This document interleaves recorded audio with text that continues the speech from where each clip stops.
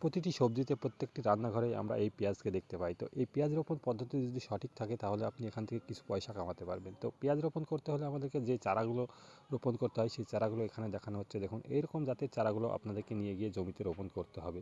জমিতে রোপণ করার সময় জমিটাকে ভালোভাবে তৈরি করে নিতে হবে 2-3টি চাষ দিয়ে।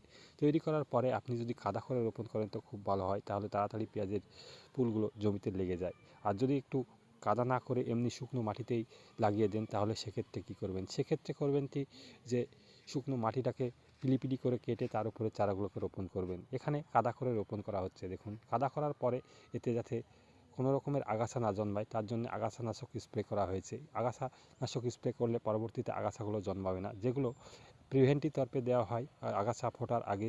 সেই অবস্থায় যদি আপনারা এই আগাছানাশকটা স্প্রে করেন খুব ভালো হয়। যদি কাদা করে রোপণ করে তাহলে এখানে লক্ষণীয় কী দেখুন, এই চারাগুলো বসানোর পরে যখন জল জমে থাকবে সেই সময় দেখা যায় যে বিভিন্ন পাখির উৎপাত হয় পোকামাকড় খাওয়ার জন্য। সেই সমস্ত পাখিকে আপনাদেরকে তাড়িয়ে দিতে হবে, তা না হলে কিন্তু চারাগুলো একেবারে কাদার সাথে লেপ্টে যাবে, সেদিকে লক্ষ্য রাখবেন। আর এই ভিডিওটি কেমন লাগলো সেটা আপনারা কমেন্ট করে জানাবেন। ভিডিওটিকে বেশি বেশি করে শেয়ার করবেন ও ফেসবুক পেজ থেকে দেখলে পেজটিকে ফলো করে রাখবেন, ইউটিউব থেকে দেখলে ইউটিউব চ্যানেলটিকে সাবস্ক্রাইব করে রাখবেন এরকমই কৃষি বিষয়ক ভিডিও পাওয়ার জন্যে।